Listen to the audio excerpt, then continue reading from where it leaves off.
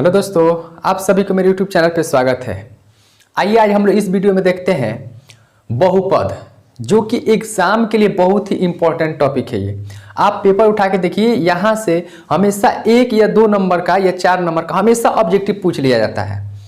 तो इसलिए ये हमारे एग्जाम से रिलेटेड ये जो टॉपिक है बहुत ही इंपॉर्टेंट है, और ये जो वीडियो भी है ये बहुत ही इंपॉर्टेंट है। तो इसलिए आप इस वीडियो को पूरे अंत तक देखें और ये बहुपद को बहुत ही आसानी से इसको समझें। तो आइए हम लोग जानते हैं कि बहुपद क्या है। तो बहुपद जानने से पहले आपको एक टॉपिक, यानी कि ये जो 2 टॉपिक है ये आपको आना ही चाहिए। बहुपद को हम लोग बाद में जानेंगे। सबसे पहले हम लोग जानते हैं कि अचर और चर क्या होता है, कांस्टेंट और वेरिएबल क्या होता है। तो अचर क्या होता है? अचर एक ऐसा मान होता है जो हमेशा निश्चित होता है, इसका मान कुछ भी नहीं बदलेगा। यानी कि जो अचर जो होता है वो कभी नहीं बदलेगा, उसका जो मान होता है वो हमेशा निश्चित होता है। लेकिन ये जो चर होता है ये हमेशा बदल जाता है। जैसे यहाँ पे अचर है, ये जैसे ये 2 है, ये 3, ये 4, ये कभी नहीं बदलेगा। ये 2 है तो 2 ही रहेगा, 3 है तो 3 ही रहेगा। तो इसलिए जितने भी हैं ये सब के सब क्या है? अचर है। लेकिन यहाँ पे चर, तो चर जो है इसका मान जो होता है हमेशा बदलते जाएगा।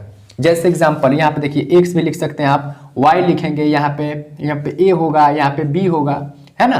तो यहाँ पे a और b का मान बदलते जाता है।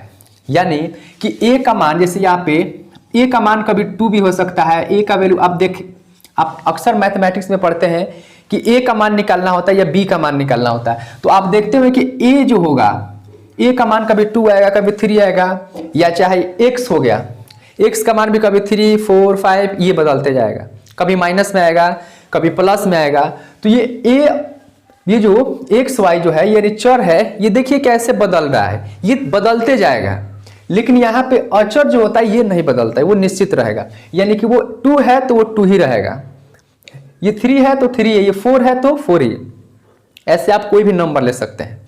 तो आपको समझ में आया होगा कि अचर क्या होता है। तो अचर एक ऐसा बिंदु होता है या पॉइंट होता है जो कभी नहीं बदलता, जिसका मान हमेशा निश्चित रहता है, वो कभी नहीं बदलेगा। लेकिन जो चर होता है यानी वेरिएबल जो होता है ये बदलते जाएगा। यानी कि ये x y आप अक्सर मैथमेटिक्स में हम लोग पढ़ते हैं। तो x का मान हम लोग जब निकालते हैं तो कभी x का मान कुछ और आएगा, कभी 0, कभी 2, कभी 4, कभी -4, कभी प्लस में कुछ, कभी माइनस में, ये हमेशा बदलते रहेगा। यानी कि जो भी होगा ये बदलते जाएगा।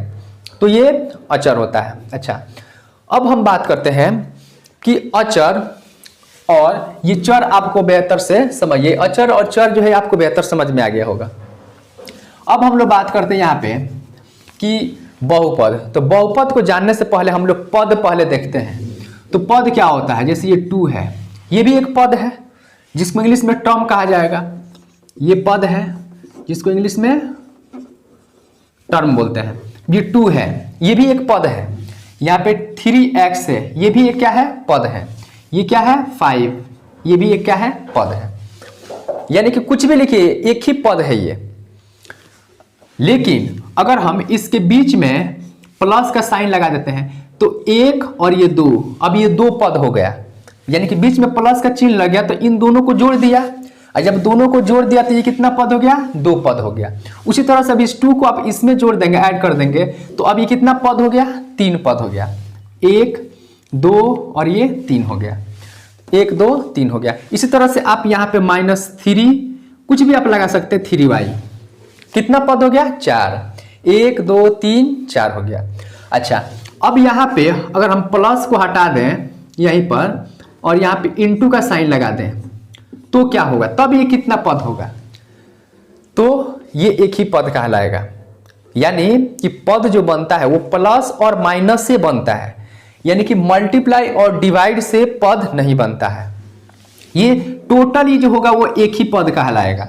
अब वही इसके बीच में यदि आप प्लस लगा देते हैं या माइनस लगा देते हैं तब ये 4 पद या 5 पद होगा। लेकिन अगर इसके बीच में मल्टीप्लाई यानी कि गुणा का चिन्ह होता है या भाग का चिन्ह रहेगा तो कोई पद वो एक ही पद कहलाएगा। जैसे आपको एग्जांपल और बता दें, जैसे ये 20 है, कितना पद है?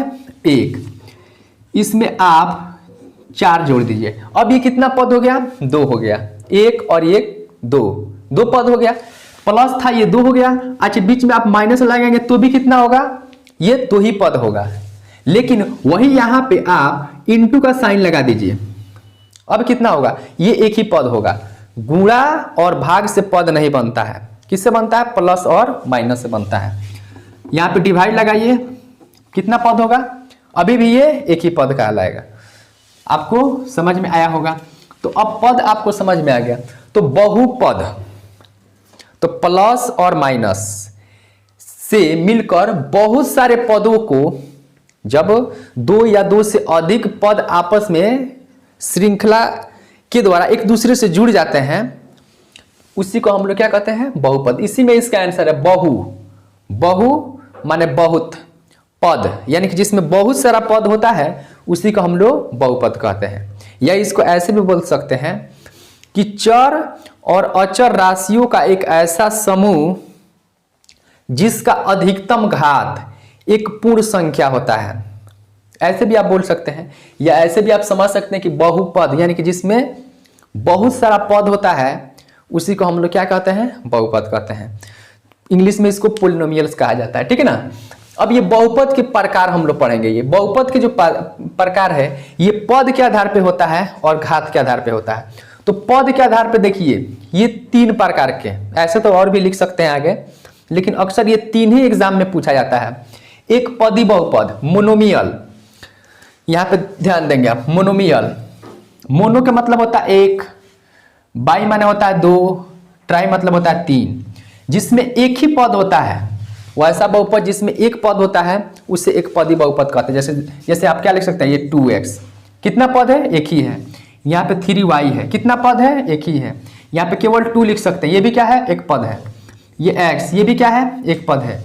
ये 5y, आप कुछ भी ले सकते हैं, लेकिन कितना पद है इसमें? सब एक एक पद है। बीच में आप कॉमा का साइन लगा सकते हैं। ये सब के सब क्या है? एक पद। तो एक पदी बहुपद कैसे बोलेंगे आप? कि वैसा बहुपद जिसमें एक ही पद होता है उसे क्या कहते हैं? एक पदी बहुपद कहते हैं। अब द्विपदी बहुपद, वैसा बहुपद जिसमें 2 पद होता है। जैसे आप इसी में आप लिख लीजिए, आप जैसे 2x है और यहाँ पे क्या है? 3y है, और दोनों को आप जोड़ लीजिए। यहाँ पे प्लस का भी चिन्ह लगा सकते हैं आप, माइनस भी लगा सकते हैं। तो 1 और 1 मिलकर कितना हो गया? 2 पद हो गया। ठीक, यहाँ पे हो जाएगा 2 + y, ये भी कितना पद है? 2 पद हो गया। ये x - y, ये भी कितना पद है? 2, 1 और 1 2 हो गया। तो इस तरह से ये क्या हो गया? ये द्विपदी बहुपद कहलाता है, जिसमें 2 पद है। देखिए इसमें यहाँ पे कुछ भी आप ले सकते हैं, 3 4 5 6 7, माइनस में भी प्लस में भी कुछ भी आप ले सकते हैं। तो ये क्या हो गया? 2 पद हो रहा है, इसलिए इसको हम लोग द्विपदी बहुपद कहते हैं। अब यहाँ पे बात करें ट्राई, ट्राई मीन्स क्या होता है? 3। तो वैसा बहुपद जिसमें कितना पद होता है? 3 बहुपद, 3 पद होता है, उससे हम लोग क्या कहते हैं?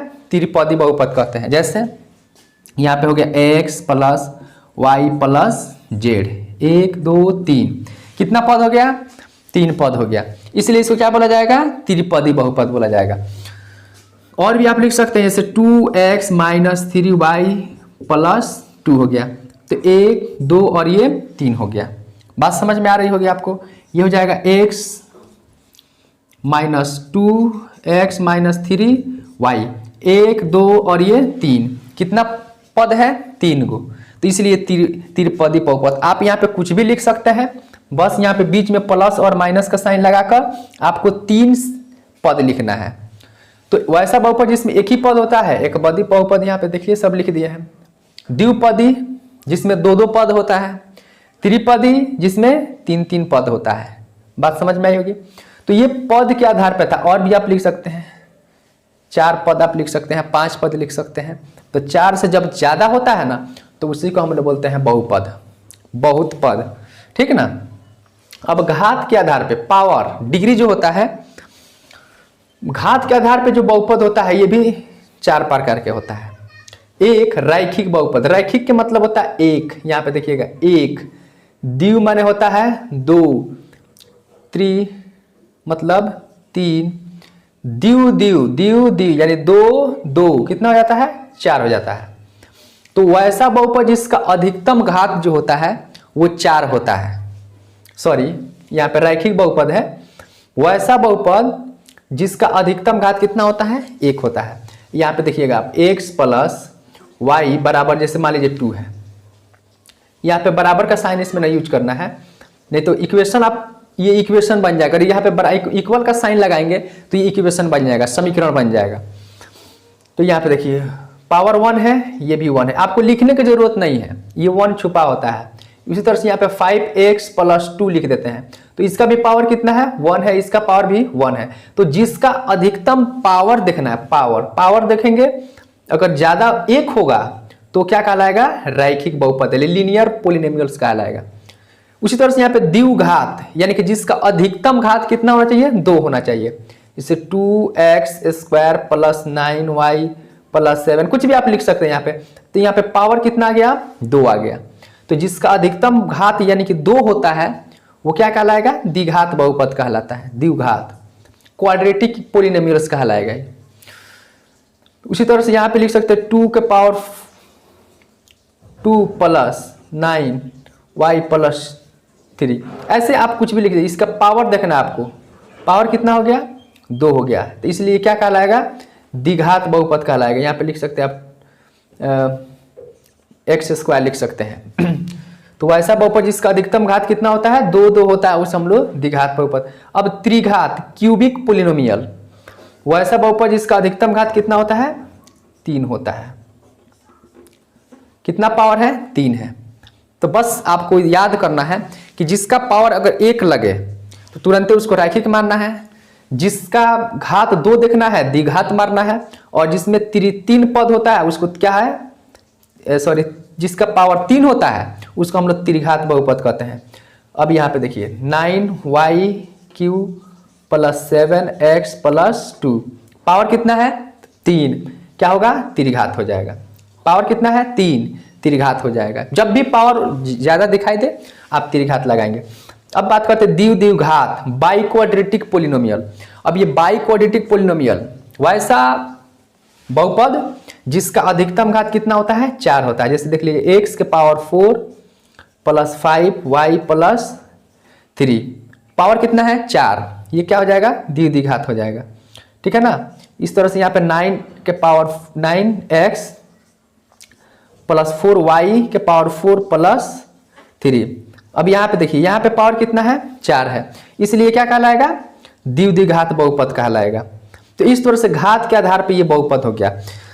एक अक्सर यहाँ पे कुछ लड़के कन्फ्यूज रहते हैं, जैसे ऐसे दे दिया x की power square plus 9y³ plus 7x power 4 minus 9, suppose ऐसे दे दिया एग्जाम्पल। अब ये पूछेगा कि ये कौन सा बहुपद है, तो आपको घबराने की जरूरत नहीं है। आप क्या बताना है कि जो सबसे अधिकतम घात को देखना है। यहाँ पे देखिए 3 भी है, 2 भी है, 4 भी है, इसका पावर 1 भी है। सर ये तो 4 आ रहा है, तो ये कौन सा बहुपद कहलाएगा। तो ये घबराने वाली बात नहीं है, इसमें देखना कि सबसे ज्यादा कितना है। तो सबसे ज्यादा कितना है, 4 है। तो इसलिए ये पूरा जो बहुपद होगा वो द्विघात बहुपद होगा, जिसके सबसे ज्यादा जो पावर होता है वही उसका मान हो जाएगा। यानी कि इसमें सबसे ज्यादा 4 है, इसलिए द्विघात होगा। हाँ, यदि आप इस 4 को हटा देते हैं तो अब कौन ज्यादा, कितना है ज्यादा, तो अब 3 हो गया, तो अब ये क्यूबिक हो जाएगा। सबसे अधिकतम सबसे ज्यादा देखना है आपको, तो अब कितना हो जाएगा, 3 हो जाएगा, यानी कि त्रिघात हो जाएगा। इसको भी हटा देते हैं, अब सबसे ज्यादा पावर कितना है, 2 है, तो अब ये द्विघात हो जाएगा। सबसे अधिकतम देखना है आपको, इसको भी हटा देते हैं तो सबका पावर क्या हो गया, 1 हो गया। अब ये हो जाएगा रैखिक, ये रैखिक होगा। समझ में आया। और एक लास्ट थोड़ा सा बता देते हैं कि कितने चर में बहुपद पूछता है। कभी कभी ऐसे पूछ लिया जाता है, जैसे आपको ये दे दिया और पूछेगा ये कितने चर में ये बहुपद है, आप बताइए कितने चर में। तो आप देखिए इसमें चर कितना है, ये x है और ये y है। तो ABCD वाला अक्षर देखना आपको, ABCD वाला जितने भी, यानी जितना चर होगा उतने चर में वो बहुपद हो जाता है। जैसे इसमें x और y है तो ये 2 चर में होगा, x और y है 2 चर में। अब ये नहीं कि यहाँ पे x है, यहाँ पे x है, यहाँ पे y है, तो ये सर 3 चर में बहुपद हो जाएगा, क्योंकि ABCD वाला में 3 आ रहा, नहीं, गलत हो जाएगा। x जो होता है ABCD में एक ही बार आता है ना, तो इसलिए ये 1 2 और ये y, यानी कि ये और ये एक ही होता है ना, तो इसलिए 2 चर में होगा।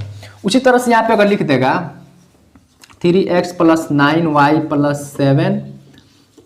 7z दे दिया। अब पूछे कितने चर में बहुपद है, तो 1 2 3 x भी है, y भी है और z भी है, 3 चर है, ये 3 चर में बहुपद हो जाएगा। ठीक, उसी तरह से यहाँ भी पूछा जाए कि x + y + z कितने चर में बहुपद है, तो आपको बताना है कि ये 3 चर में बहुपद है। ठीक, ये एग्जाम्पल है ये, ठीक ना, कितने चर में है, 3 चर में है। पद के आधार पे कौन सा बहुपद, तो त्रिपदी बहुपद है ये। घात के आधार पे कौन सा बहुपद, सबका पावर 1 है, इसलिए क्या होगा, रैखिक होगा। रैखिक होगा, त्रिपदी भी होगा और 3 चर में ये बहुपद हो जाएगा। तो इस तरह से ये अगर आप याद कर लेते हैं तो आपके एग्जाम में एक भी ऑब्जेक्टिव क्वेश्चन नहीं छूटेगा। तो मैं उम्मीद करता हूं कि आपको ये बहुत अच्छी से समझ में आया होगा ये टॉपिक। और कोई भी दिक्कत होता है तो आप हमसे कमेंट में पूछिए, आपके कमेंट के जो भी आप क्वेश्चन करेंगे उसका आंसर देने की कोशिश मैं करूंगा।